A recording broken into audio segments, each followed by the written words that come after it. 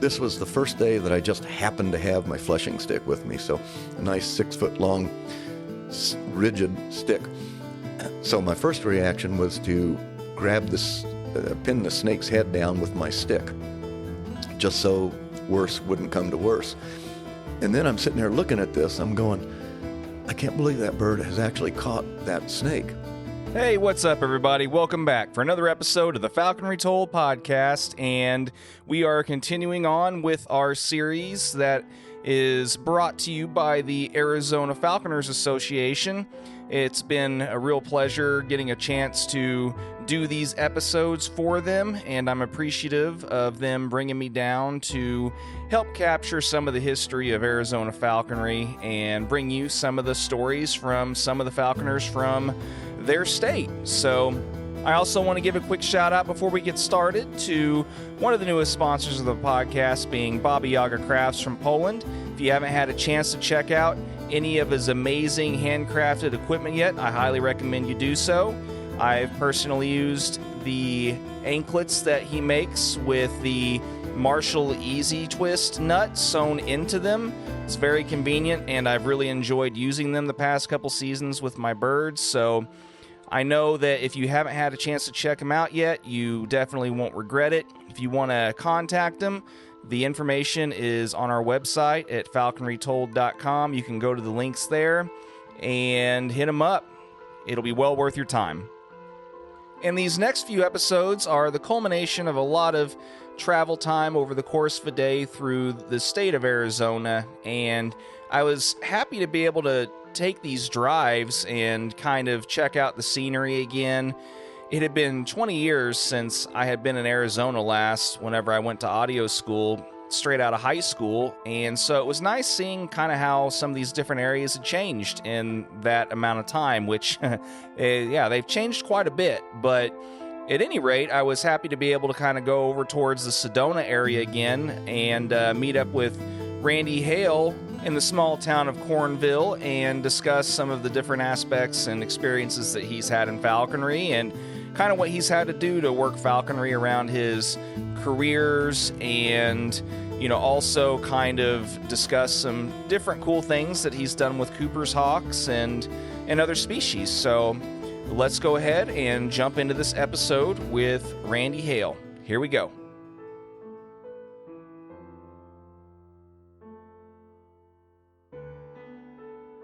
I'm happy to be here. It's I don't mind doing the drives in these types of states and stuff, because my heart, I think, is, ever since I graduated high school and I lived in Phoenix for about a year shortly after graduating, my heart has always kind of been in the West, as far as at least the mountain type terrain and the desert types. It's always been what I've really kind of enjoyed being around scenery wise. So I'm getting in at about 2 a.m. this morning and crashing for a few hours, and then getting up and making the 3-hour drive here. The scenery, it always, like I said, it makes the 3 hours went by just like that, pretty much. So, yeah, like beautiful. I said, I appreciate you meeting with me. And That was my pleasure. Yeah. So initially we were going to meet at your restaurant, yes. I know, but so tell me a little bit about that real quick. I mean, how long have you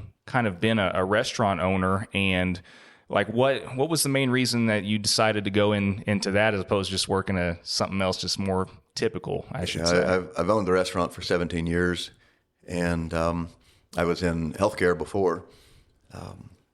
You too, huh? Yeah, I was a director of a medical clinic around medical center, and worked as a paramedic before that. So I've done a lot in healthcare. I was in product development before with a medical firm, and I was just kind of ready for a change. Yeah. There was a restaurant that I used to go to, and it had this 4 Michelin star Swiss chef. Food was fantastic, and he wanted to sell the place. He wanted to retire. And so one of my first jobs out of college, in fact, my first job out of college was managing a restaurant in Flagstaff. I just always enjoyed that, and I had it in the back of my mind. That'd be something I'd like to do. And when this opportunity presented itself, I didn't want to look back 10 years later and say, I wished I would have tried that. So I thought, well, I'm still young enough. I'll just jump right in with both feet. He was willing to train me. You can be trained by worse people than a 4 Michelin star Swiss trained chef. I'm sure. And it has served us very well. And so anyway, that's kind of with the restaurant. Well, what type of restaurant is it? Well, it's known for German food. Oh, okay. Yeah, it's called the Manzanita Restaurant. Oh, nice. It's in Cornville. And he's the one that brought the German food to it with his Swiss background. That was just a natural fit, and it worked very well for him. So we thought, well, why try to take this horse in a different direction? Mm-hmm. So our goal was to try to, as seamlessly as possible, transition ourselves into it and not have anybody know that there was a change at all. And I think that has worked very well for us. People compliment us on that all the time.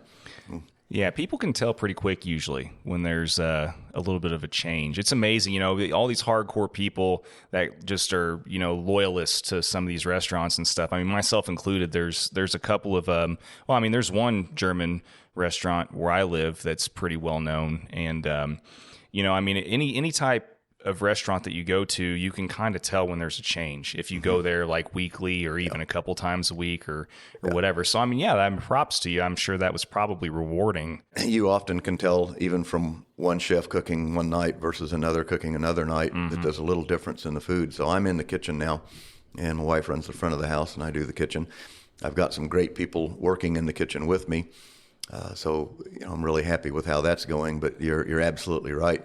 But we do a lot of other things. We do a lot of wild game, which kind of comes from my hunting background. Mm-hmm. We do a lot of steaks and fresh seafood. So we really kind of have a pretty diverse menu. People compliment us on our menu all the time, but it has definitely more of a continental flair in the menu design and the items that we offer. But it's been a good run. Yeah, I don't doubt it. I'm sure it's probably stressful in its own way, but not stressful like it would be healthcare stressful or doing that kind of thing. It's probably a different type. Right? I used to work as a paramedic, and the stress of owning a restaurant, I think, is one of the worst that you can have, because it's the help situation, trying to find good help, making sure of who's going to show up on any given notice and that they're doing the right things, and that there's just so many variables that go on that I think the restaurant industry has probably greater stresses than being a paramedic. That's an interesting outlook. Like I said, I've worked in different aspects of the different service industries throughout my life as well, and having also been in healthcare the last 18 years as a respiratory therapist, it's one of those things. I think that, unless I owned that, I probably wouldn't be able to completely relate to it. I know I have a couple of really close friends that own bars and own businesses like that. And it's kind of funny. They said almost the same thing as you, especially right now with the way everything is. It's really hard to find, good, reliable help. And it's kind of funny when you can walk into like White Castle or someplace right now and make $15 an hour, or more. Yeah. And hell, that's almost what a starting paramedic makes or an EMT makes, So, well, and as far as, you said you kind of lived around Flagstaff before. How long have you lived in this area? And was it kind of falconry then that kind of brought you to this area, or was it other circumstances and you've kind of had to mold other aspects of your life, including falconry, around that? Yeah, that's a good question. It was jobs. And originally I came out from Tulsa, Oklahoma to Flagstaff on a wrestling scholarship in the 70s. Oh. And had an uncle that lived in Sedona, and we would come out and visit him throughout the 60s and early 70s. And when I got old enough to do anything about it, because I just loved the area, came out to Flagstaff, ended up just staying. So I lived in Flagstaff for 25 years, and then about 2000, 2002, moved down to this area. And it was basically a job situation that did that, because I was commuting between Sedona and Flagstaff, and I was living in Flagstaff. And I thought, well, we'll move down to, the Sedona area. And then my job transitioned shortly afterwards, where I was working back in Flagstaff. And so I was having to commute back up the hill, and it's a beautiful drive. I think it's one of the most beautiful drives in the country between Sedona and Flagstaff, but it's still an hour each way out of your day. And with my schedule, I just thought, that might not be in my best interest. And so when that was one of the issues with the restaurant, I thought, it'd be nice to have a restaurant there. And of course, I thought I was going to be this yuppie MBA owner-operator walking around shaking people's hands. That was bought the place shortly before the economic recession hit, and that changed everything. And I quickly realized at my wife's prodding that I needed to be in the kitchen, and that's where I ended up and have been there ever since. But I enjoy it. I enjoy cooking. I always enjoyed cooking just in the house, but cooking on a commercial level is completely different. It's a whole nother level than just cooking, for yourself, in a house, in a home kitchen. I'm sure. So, I'm sure. Yeah. And, having to meet people's expectations or what their own personal perception of expectations are. Absolutely. You mentioned earlier about making a seamless transition is always difficult because of people's expectations, and they're looking for something. Oh, this isn't quite how Albert used to do it. And a funny story, I did have, Albert came in and he was showing me how to make roulade, which is a German dish where you take a steak and roll it up and stuff it with different things. Albert made them. He was teaching me how to make these things. That night, we served those roulade, and I had a customer come in and just bitterly complain that this isn't how Albert changed it. You've completely ruined this restaurant. You've changed everything. And I'm sitting there trying to tell this guy, well, sorry, sir, but Albert made that roulade. He wouldn't believe me. He had his mind made up that wasn't the way it happened, and that I had completely changed everything, and all the recipes had gone downhill.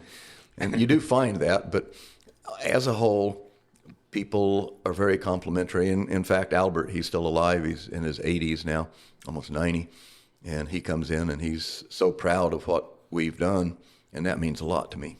Yeah. So, just out of curiosity, have you ever, had any of your birds or anything in and around the restaurant at all? Like, has there ever been any times where, you've kind of been on really strapped for time schedule wise or anything, and you've had to, kind of bring him around, or where any of the customers could see him or anything like that? Or I have a mews and a kennel for my bird and my dog out back at the restaurant. With my schedule, I was able to go out and fly in the mornings and then get into the restaurant. And so that worked well to have some facilities there where I could do that, because otherwise then you had to, from wherever you were out hawking, you had to go back home and drop everything off. And as you pointed out, sometimes time just doesn't allow for that. So, yeah, I figured that's why I was curious, is because being probably, I don't know, as ate up with it as long as you probably have been, because you've been doing this a very long time, I know. And, I can only imagine probably whenever you were initially thinking about getting into owning that kind of business and stuff, probably one of the first things on your mind was, all right, so how am I going to revolve, or, how am I going to adjust everything around what I like to do, and how am I going to make this work to be more convenient for my lifestyle?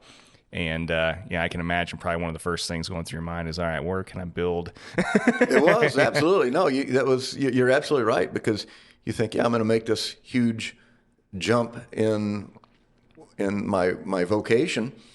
How's that going to fit into falconry?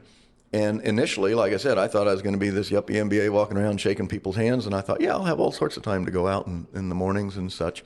And that didn't work as I had hoped. We were doing lunch and dinner at one point 7 days a week, and that didn't work because you're just there all the time. Mm-hmm. I mean, if you really want to do it right in a restaurant, the owner is there, and especially when you're the chef, and so it just really cut into it. When we bought the restaurant, Albert was open for dinner only 5 nights a week. And we always thought that'd be a nice model to retire into.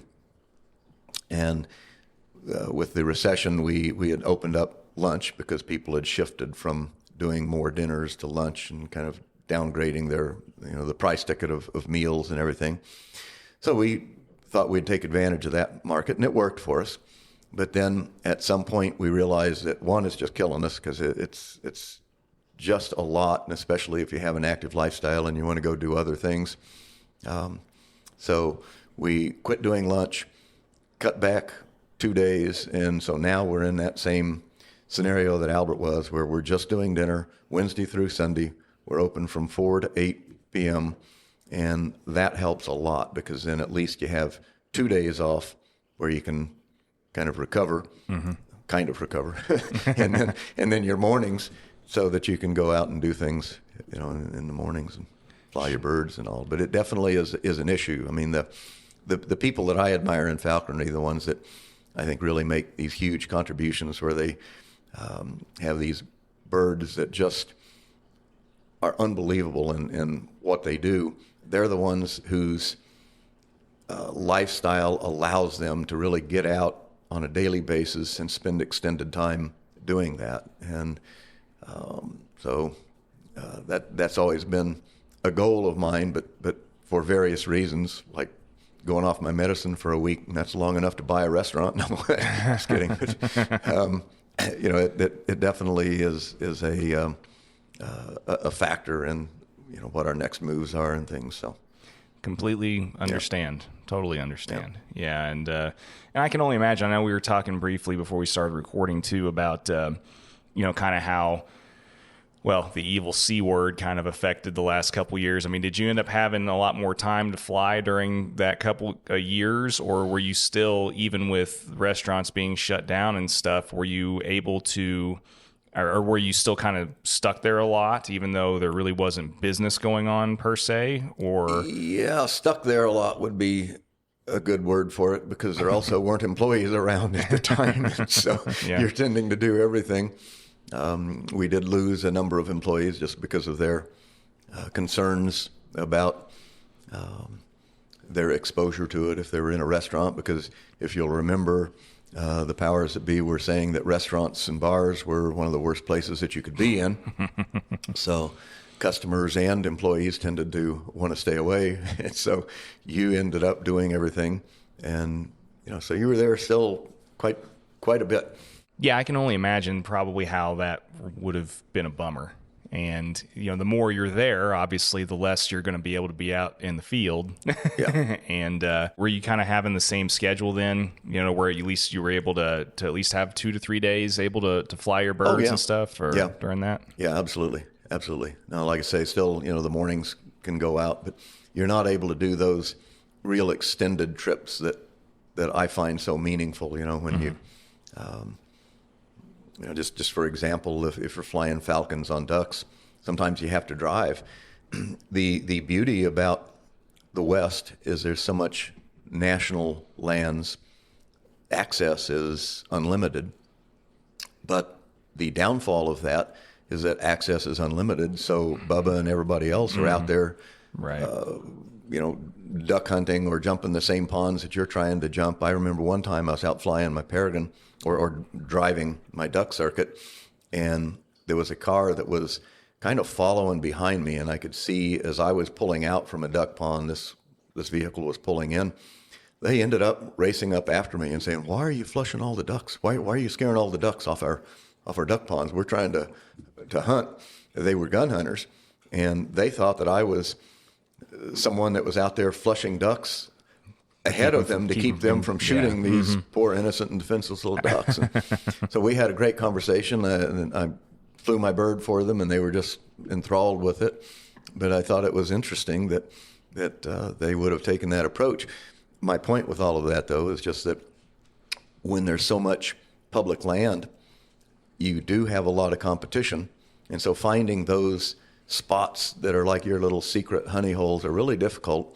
And just, you have to drive, I think, longer than what many other places consider acceptable to be able to have good flights. And that's one of the reasons why I'm not flying the long wings right now, because with my schedule, I just can't guarantee that I'm going to be able to get out and do that. Mm-hmm. So I've been flying the short wings for the past number of years.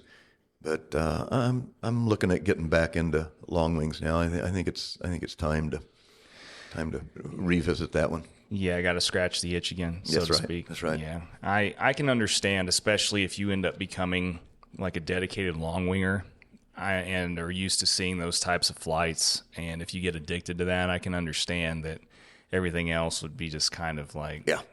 I mean, like I've discussed many times before with people. I mean, what you like is what you like. And if you can't do what you really, really like, then yes, you can do all the other stuff, but it's not going to be, it's not going to feel as rewarding, or it's not going to feel like it's worth your time as much and stuff. So I can understand that. Yeah, when I first got the restaurant, I had a peregrine that I got from Gary Alton out in California, a little Tiercel Peels. And that bird was absolutely amazing. It would, it loved to fly, and it would tackle anything that I flushed off a pond. It was hitting drake mallards and canvasbacks. It was a small tiercel, and so he wasn't really able to hang on to them. Once he got to the ground, he'd get thumped pretty good. But every time he would knock one of those ducks down and bring it down to the ground. And I just realized that was one of the best birds that I'd ever flown. It had the most potential of any bird I'd ever flown. And I was doing it an injustice, keeping it on my schedule.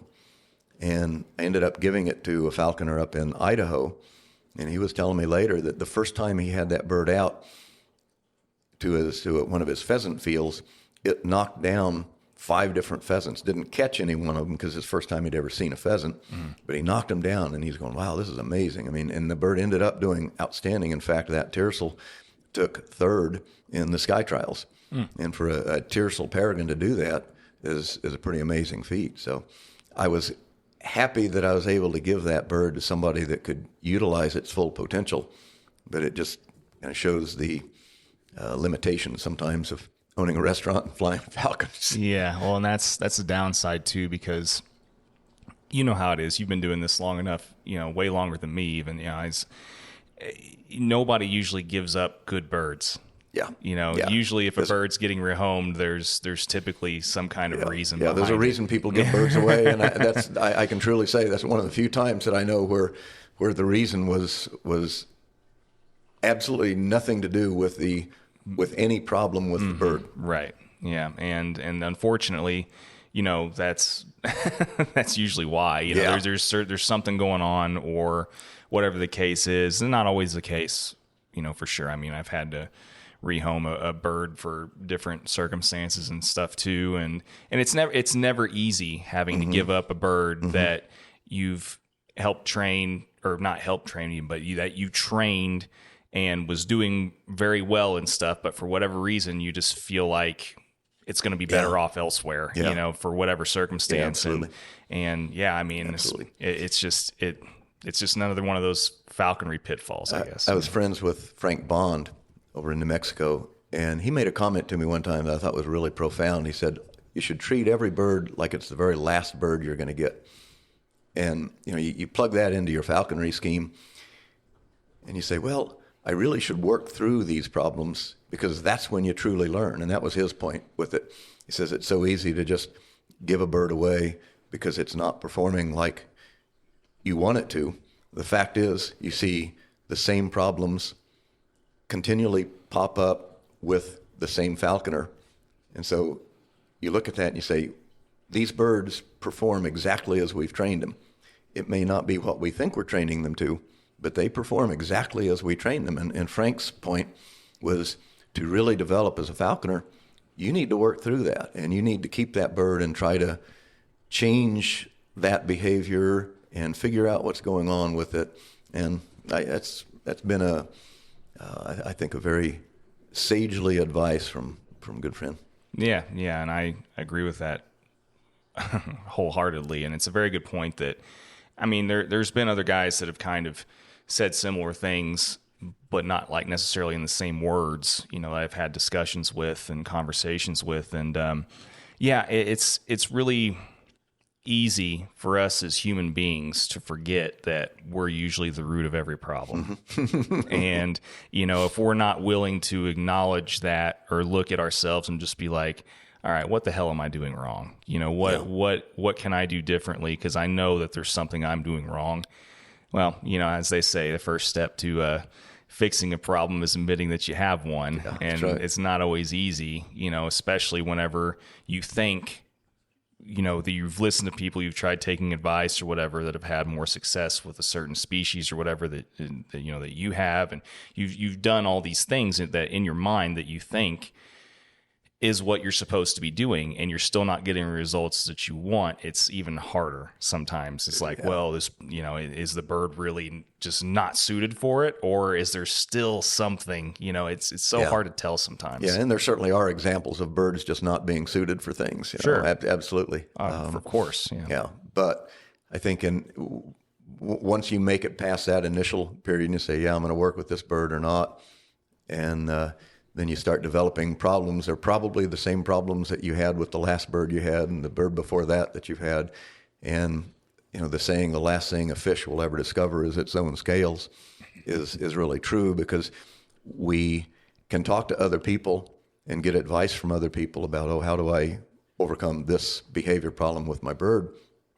But it's your scales, so to speak, that are causing the issue. And sometimes, even though the advice you've been given may be very sound, you can't fully incorporate it because your scales are blocking the full absorption of that little gem of wisdom. Mm-hmm. Yeah, no, it totally makes sense. And unfortunately, there's only so much, there's only so many years that we have. And That's right. There's only so many seasons that we have and opportunities that we have. And unfortunately, I think that a large majority of us are always going to, probably end up being on our deathbeds thinking that, well, crap, if only could have gotten that one thing to work right or whatever. But that's part of life, I guess. It is. Yeah, it's part of life. Yeah. But no, so as far as just how you kind of got into falconry, I know you said that you have been doing this since, what, the 60s? Yeah, 1967 was when my brother Gary and I got into it. There was a guy that lived across the street. He had a red-tailed hawk, and we just thought that was cool. And so we started reading. First book that we read was My Side of the Mountain, knowing that, of course, would impart full wisdom of falconry techniques. But anyway, it was a wonderful book. We just loved it, and that really sparked our interest. And so at that time, you could buy birds. Really, birds were just completely unprotected. I mean, you could shoot birds. There were many areas that still had bounties on birds. At any rate, we ended up buying some birds from some guy that had a bunch of hawks in his backyard, and we thought that'd be pretty cool. My brother got a red tail, and I got a great horned owl. And, off we went from there. You'd try to find books on falconry, and they were, there were some out there, so we were at least able to get something and start reading up, but there was no sponsorship technique. I mean, this was before the regulations were put in place in the 70s, and which I think were a wonderful advent, and having that body of falconry knowledge come together, through the sponsorship program and through the clubs being organized and things like that. So you could finally start sharing and learning and things from others that had been there before. So your first bird was a great horned owl? Great horned owl, yeah. Yep. All right. So how did that go? Well, he, or she as it was, actually, she was coming around pretty good. And she was flying to me in the garage. And I've always heard that great horned owls, after their eyes turn in the nest, are untamable, but I was having surprising luck with this bird. Unfortunately, my ignorance led to the bird's demise, because I didn't have a good setup. We had no idea about a muse, so we kept them in the garage, and on the day I put them out in the yard and just had this log that was his perch. But before I got home from school, the sun was starting to shine on that area, and I asked my mom to be sure and move that log at a certain time, which she said she would. And when she went out to do that, the bird was sitting on the side of the log she was going to move, so she didn't. And I was going to be home shortly, and the sun got down, and it did him in amazingly quick. And I'm not blaming my mom. Sorry, Mom. But it was totally my fault because I didn't have things set up like I should have. I didn't have, proper perches. I didn't have any. I had no idea, what to do. This was the very first bird I ever had, so I'm, going along, got a bird. Yeah. Yeah, and Mom would neither my brother, Gary, or I could drive yet. And so Mom would take us out driving through the country. We'd be looking for red tails. We had no idea what we were doing. It was amazing how few red tails we'd see. Well, that part of Oklahoma is full of red tails. I mean, you can go back there now and there's one on every other pole, but for some reason we didn't see them. And we'd see a bird flying and we'd have Mom, pull over. And we'd try to sneak through the woods and get underneath it thinking it was going to somehow drop down and fall into our hands. Yeah, I just didn't have anybody, just like you said, to tell you that you gotta do it this way. Yeah. So I mean, as far as you had the great horn and had that kind of beginning experience, which I mean, I think we can both mutually agree probably would not be good for anybody typically.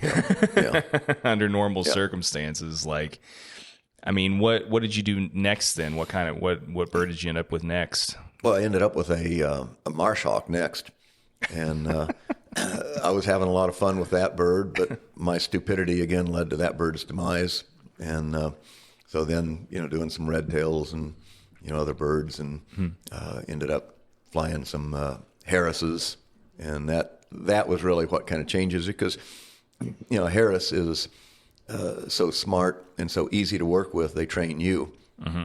If you let them, if you let them. Yeah, it used to be that apprentices could only fly red tails or kestrels, and Arizona has recently changed it, and I think many other states probably have followed suit, where an apprentice can have a Harris.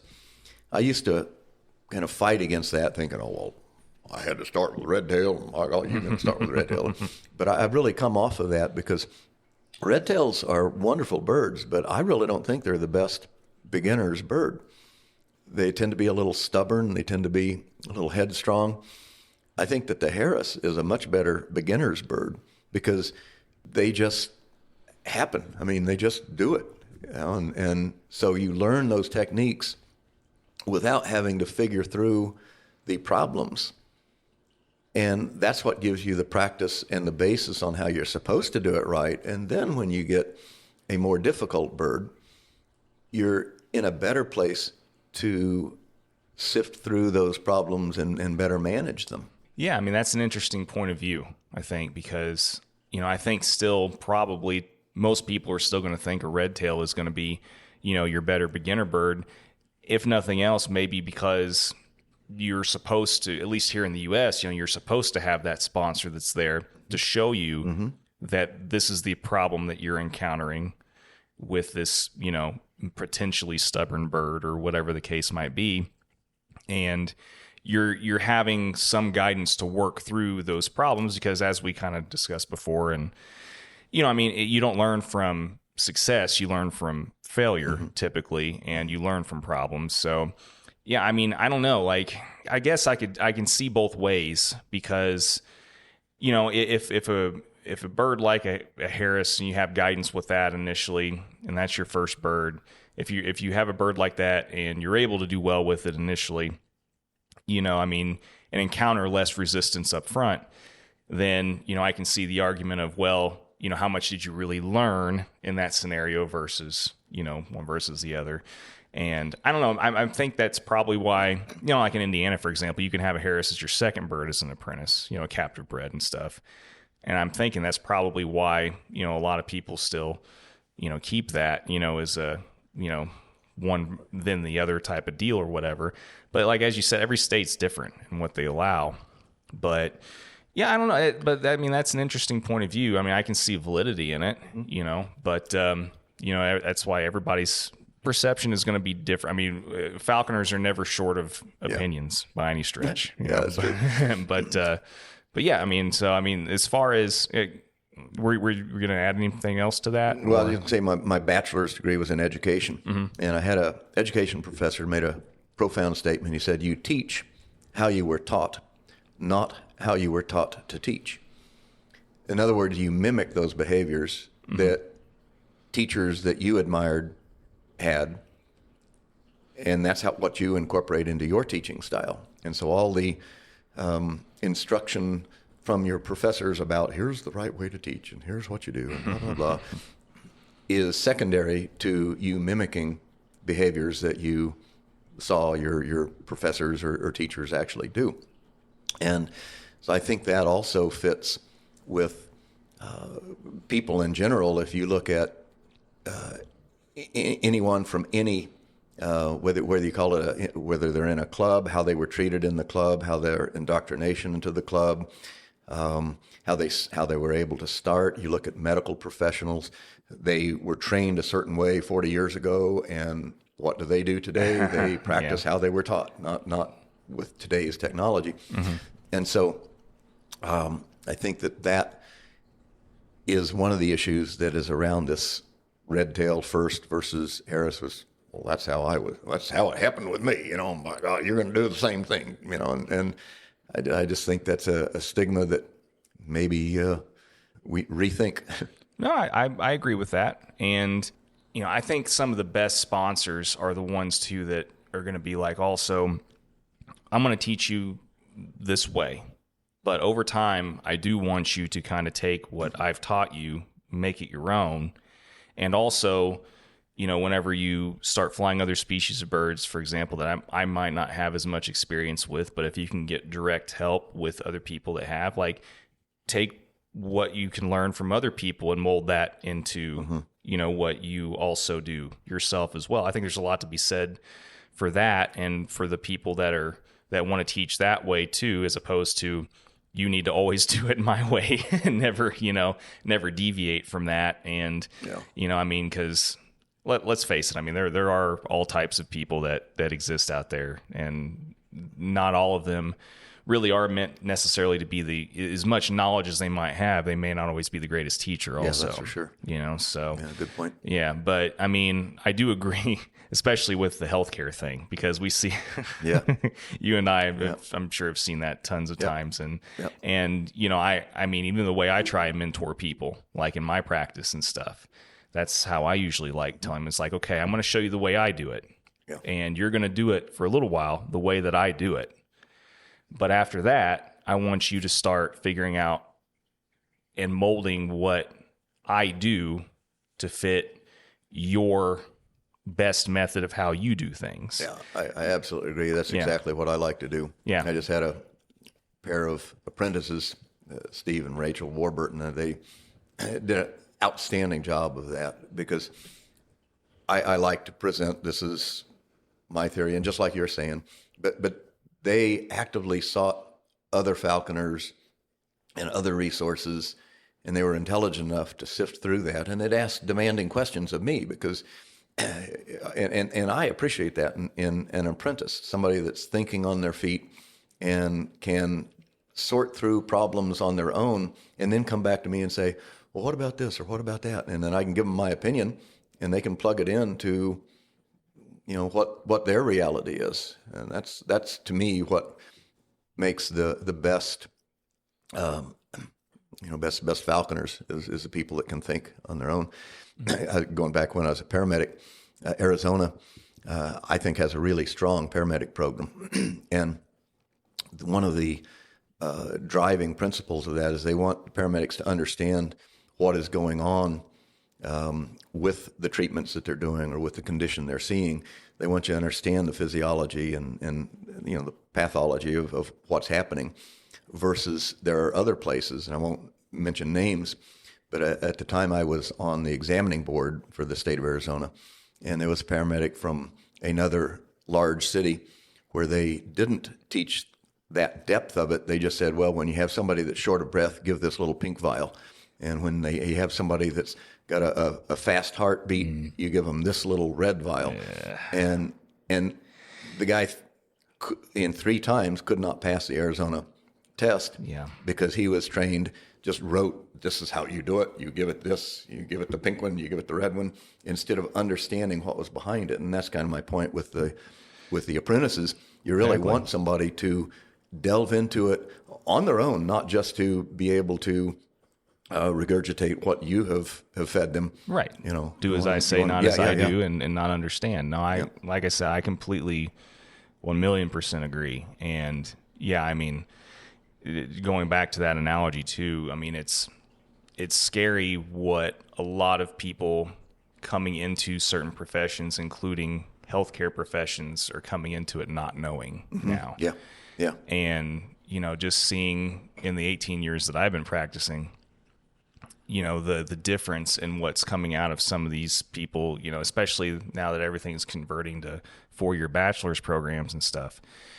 It's kind of scary at times to see what some of these students aren't getting foundationally. Oh, it's amazing. And, people are like, well, what's that? Well, it's got everything to do as far as the analogy, because, what we don't want as far as falconry is a lot of newer generations of falconers coming in, not knowing how to think and sort through issues and doing what's best for their birds. I mean, we need to keep evolving, but at the same time, we need to also understand why the evolution is occurring too. Yeah, no, absolutely.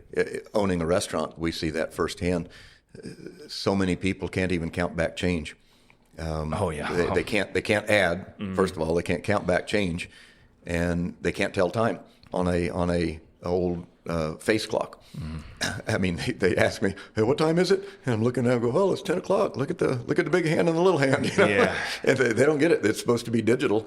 Yeah. One time we had a table in of teachers, and one of them was a math teacher, and my wife jokingly accosted them about, "Why don't you teach these kids how to count and how to count back change and do these basic math skills?" And his remark was, "You don't need to." He pulls out a computer. They got these. I'm going, oh my goodness. It's like, what are we doing?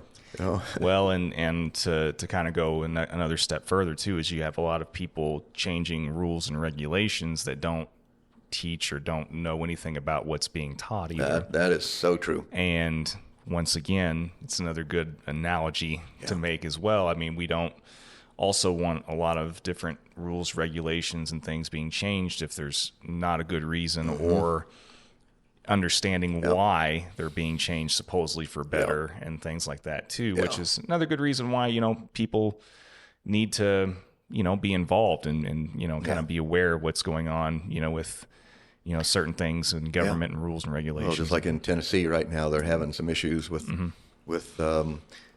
how the person in charge of the falconry is interpreting the regs of how many birds that you can have and everything else. There needs to be ongoing discussion and involvement for sure. Yeah, and you see the same thing in Arizona. You've seen it morph, good and bad, but it's so dependent on the person who's kind of driving all that. So somebody famous once said, "Eternal vigilance is the price of freedom." Sure. So in regards to kind of how things have transitioned over time, specific to Arizona. I mean, as far as your involvement in the club in the past and some of the different things that you've seen through time with some of those changes, like how has that been for you personally, having to, be a part of that? I mean, I know it's probably had its certain degrees of trials and tribulations dealing with, the DNR and different things and getting things worked out. But I mean, is there anything that you would kind of like to see happen eventually that would be different than the way they are now? Or that's a good question. It's a mixed bag, in my opinion. I used to be very involved with dealing with Arizona Game and Fish is a regulatory agency here. Used to be very involved with that through the club. I had been very active in the club up until I bought the restaurant. and then the time just went away. I mean, their meets are on weekends and I can't get away for meets and things like that. So I just unfortunately haven't been able to be active within the club since then. But who knows, maybe there's a future for me yet. I'll get back with it. But in dealing with Game and Fish years ago, I found that they were, and I don't want to say easier to deal with now, but the regulations were much simpler and more straightforward. And what I've seen over time is that the regulations are getting more complex.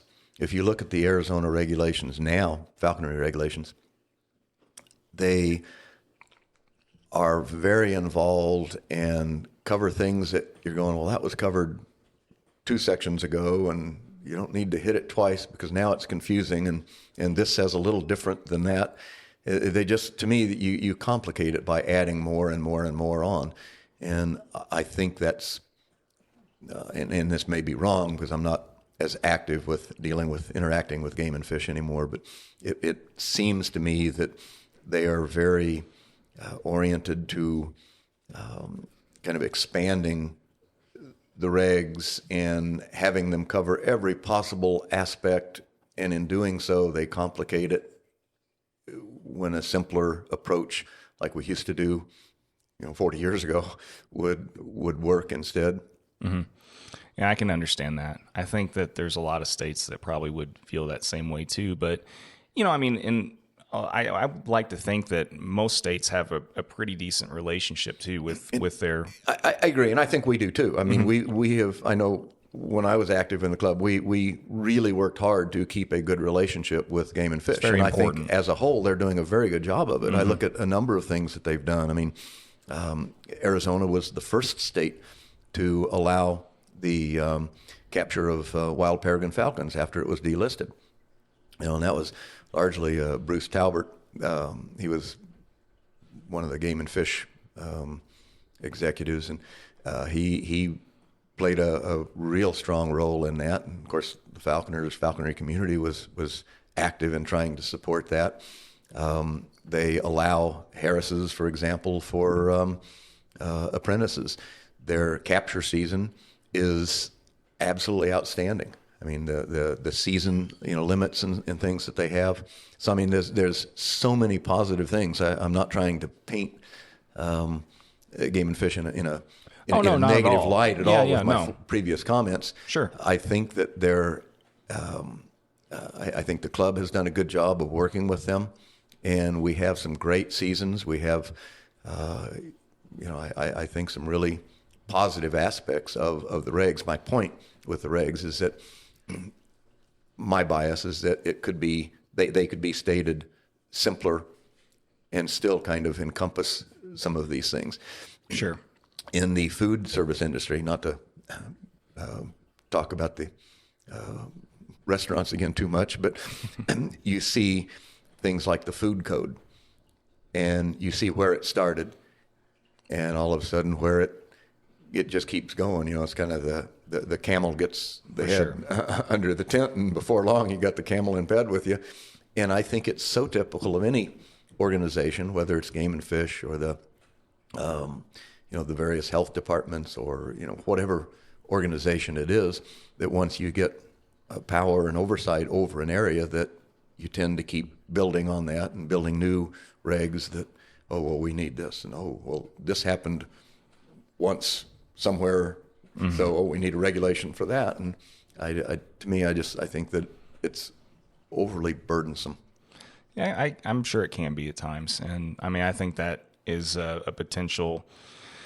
I don't know, a thing that can happen when you have to involve pretty much any kind of government entity in anything. But like you said, normally, if there's a good relationship, though, as long as you're doing a good service to the community and stuff, it's usually not an issue. Yeah. Thankfully. No, I agree, and I think we're there. I mean, I really like the way the falconry regs are enacted in that. For sure. I think we've got some wonderful benefits. Game and Fish has been very generous in what they're doing in regard to that. So, I can't complain at all. I just making a few points. Yeah. No, I mean, like I said, I'm always interested to hear how other states, have kind of what kind of process they've had to go through, with in regards to their state club and the relationship with all that. And I mean, so were you one of the original guys then that was kind of part of the club whenever, since you've been doing this for so long, or was the club already started whenever you got into it? There was a club started before I got into it. And I remember the very first meeting I went to, it was down by Lake Pleasant. Neil Brown, a falconer friend in Flagstaff, and I went down to this, and I'm trying to think of when it was. It would have been 1978.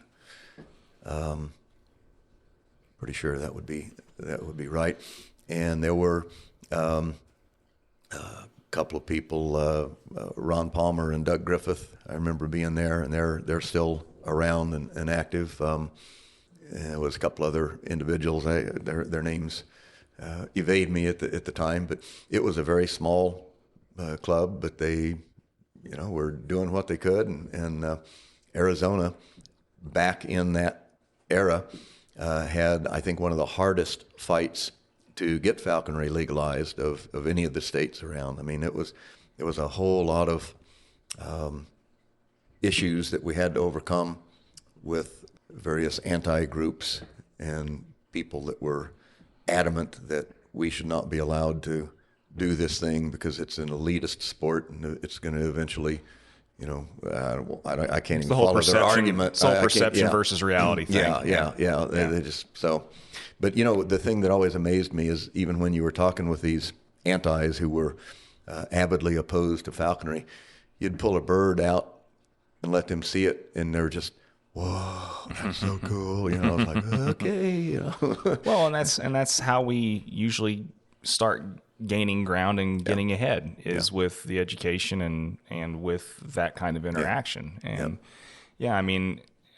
no club generally starts off big, and that's why it's important, I think, in a lot of ways for a state's club to have involvement and continued growth and stuff, because, you do have strength in numbers, and, your advocacy usually has a better effect, when you have more people behind it. Yeah, absolutely. But yeah, so, it's been around for a while then, the state club has. Yes. Yeah. Nice.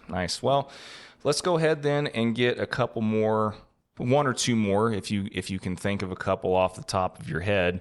We always like to discuss, those favorite hunting stories and, bird stories, or sometimes they're, the stories include both aspects of things. Usually, the favorite bird is involved a lot of times, sometimes in the favorite hunting story. Not always the case, but what couple of those stories or birds off the top of your head would you like to share with us today, you think?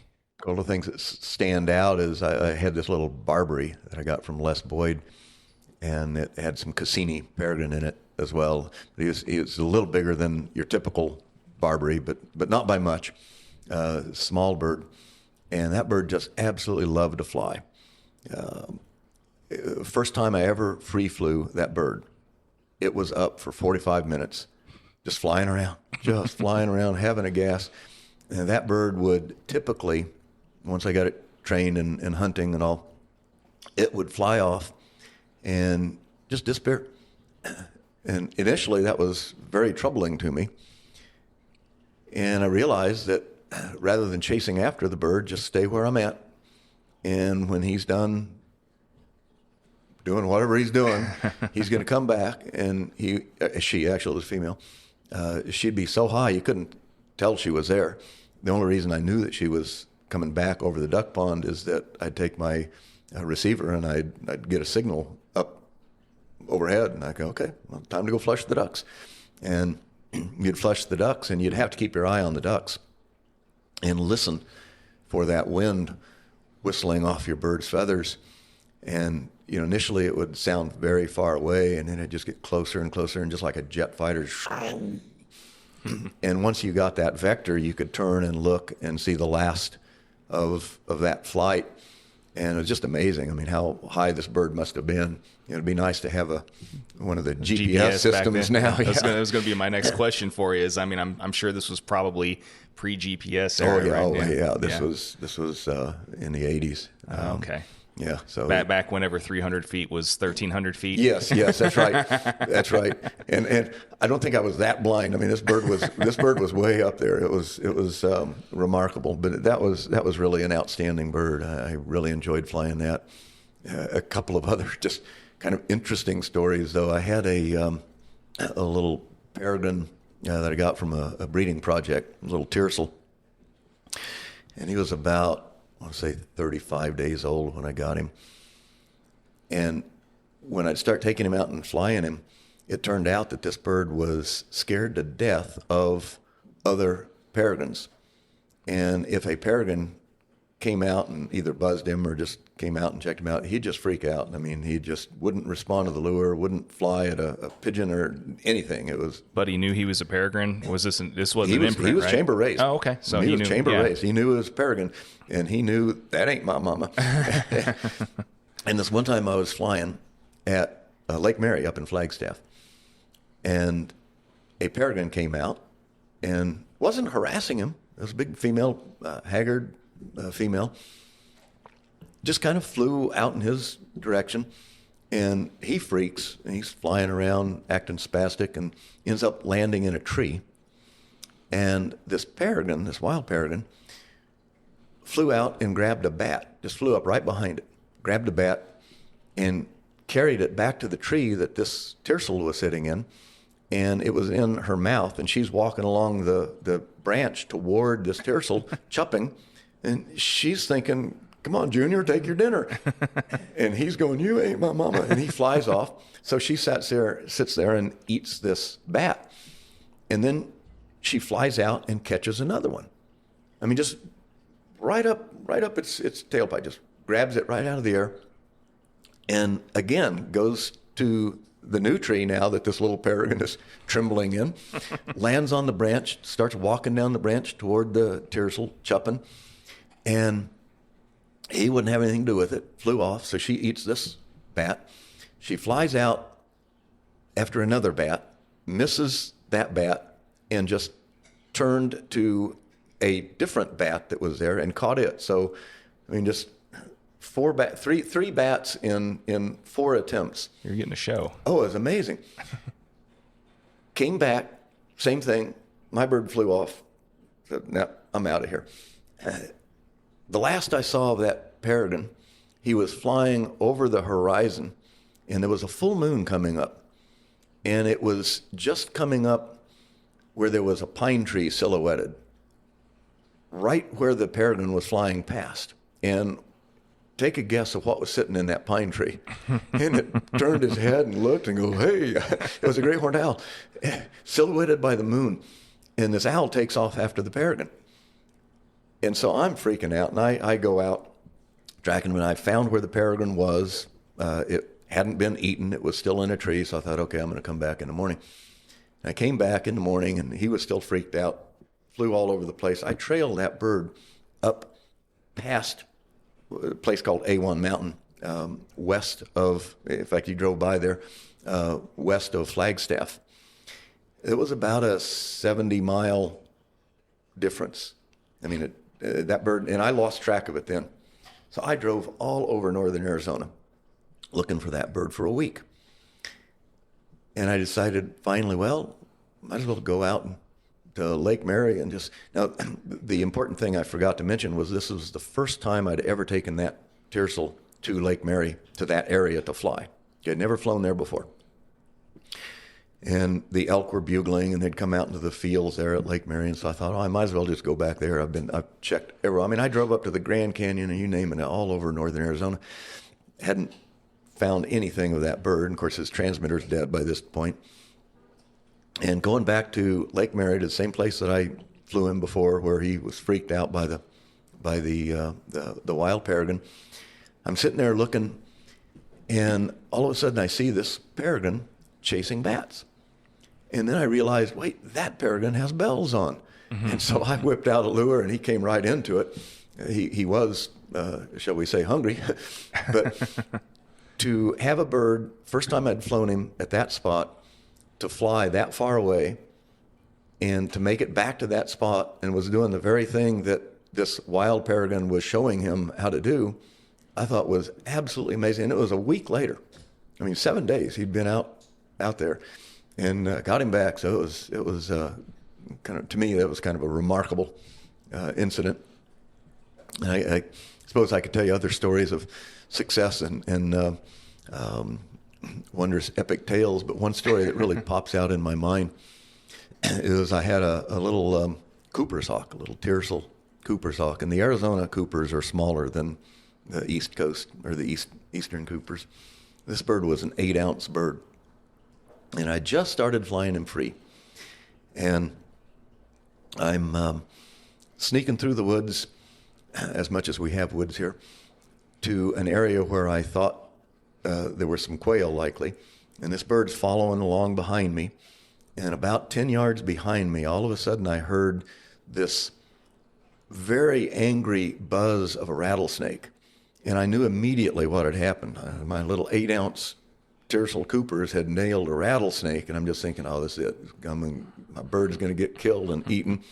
So I run back there, and sure enough, he had this 4-foot rattlesnake by his head, and I've got a picture of it. I'll show you. So the other thing that's interesting about this is, since I was just training this bird and getting into follow and all, I hadn't really taken my flushing stick before. So I just would have a pole that I would swing the lure around on. It was a horse training lure, so it was flimsy. You couldn't have done anything to pin a snake down. This was the first day that I just happened to have my flushing stick with me, so a nice 6-foot-long, rigid stick. So my first reaction was to grab this, pin the snake's head down with my stick, just so worse wouldn't come to worse. And then I'm sitting there looking at this, I'm going, I can't believe that bird has actually caught that snake. And so I pulled out my cell phone and started taking pictures of it. I'm going, nobody's going to believe this. So I've got some pictures of this little Cooper's hawk hanging onto this snake for dear life. And I fly my birds without jesses. So I didn't have anything to secure the Coopers with. If the snake got away, he would pounce right back on it, and then the advantage of surprise would be gone, and then the bird would probably get killed. So I thought, well, I've got some food in my bag. I'm going to take that and throw it away so the Coopers would go over there. And he did. Unfortunately, he ate it much faster than I anticipated. So before I was able to fully deal with the snake,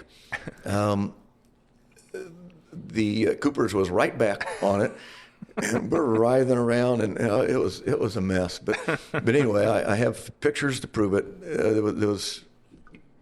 That was not the kind of hunt that I wanted, and thankfully it never happened again with that bird. But still, it was just, I mean, I wouldn't believe it if I heard the story that little 8-ounce Coopers had just killed a 4-foot rattlesnake. But I was there, and I got pictures to prove it. So. Yeah, it's funny, man. Like we always have some kind of story, that. Yeah, I mean, luckily, the times that I've had similar instances, there's been people there to witness and or have video or take pictures too or whatever. But yeah, I mean, it's funny though how in that moment what we're thinking of. I mean, first and foremost, yeah, we're thinking of, okay, got to make sure we get our bird safely, off this whatever, out of this situation, whatever. But it's so funny how we instantly go to, okay, nobody's going to believe me. It's like we want people to understand just what we went through in this particular scenario or whatever. And, it's just like you want to be able to share stuff, but at the same time, yeah, we as Falconers, we love to doubt and disbelieve before anything else sometimes. So tales of fishing. Yeah, exactly. So, well, that's funny. We I mean, we probably could have gone a little bit more into some of your short wing experience and stuff, but I know you've got some other things that you have to do here pretty soon, and I've got to get back on the road again. So I want to, hopefully we can maybe do a part 2 eventually and get some more of that type of stuff. But I want to go ahead and end on the same note that I've been trying to end on with most falconers that I've been doing these with recently. And you've already imparted some good advice earlier in the episode, but if there was one more piece of advice or one particular other piece of advice that sticks out in your mind to share with other prospective falconers or even current falconers, whatever the case may be, I mean, what would that be? What would you tell people, or, to kind of preserve for future generations, so to speak? Wow, I didn't study for that quiz. I really think that Frank Bond's comment about you should treat every bird as though it's the last bird you'll ever get is really good, because that encapsulates so much. Because to me, thinking and learning are vital to what we do and to being the best that you can be. Because I think we should all be fanatics about being the best that we can be, training the best, And so when we see that bird that has the same behavioral problems as the previous two birds that you've had, you go, okay, I'm doing something. So what is it? And to be able to think and to learn. So open yourself up to criticisms from others, from help from others, and just to learn, because I think that's the future of the sport, is that we have to really think. And I go back to what we were doing in 1967. I had no idea how to get a bird to hunt, how to get a bird to do this. And only through learning, and unfortunately some of those were learning on our own, so it was difficult, it was slow, but through learning, and then finally you start meeting other falconers and you start sharing ideas and things like that. And then the sport has grown from where it was to where it is now. If you go back and read any of the annals of falconry when it was first getting started back here, catching wild game was not the big priority. They would have a trained bird that would take a bagged pheasant or whatever, but there really wasn't that much actual hunting. And it was through, the leaders, at that time that finally started learning how to really be successful and do that. And you look at what falconers are doing today, and it's just amazing. I mean, the things that we've been able to get our birds to do. So, and it's only possible from thinking and learning, For sure. No, and like I said, that's some great advice. And like I said, hopefully that gives some, another perspective for people to think about.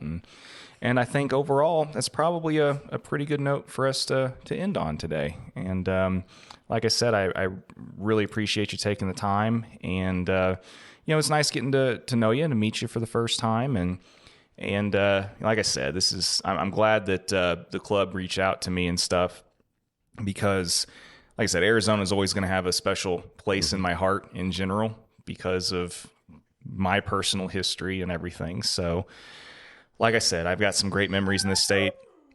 And I know, dog.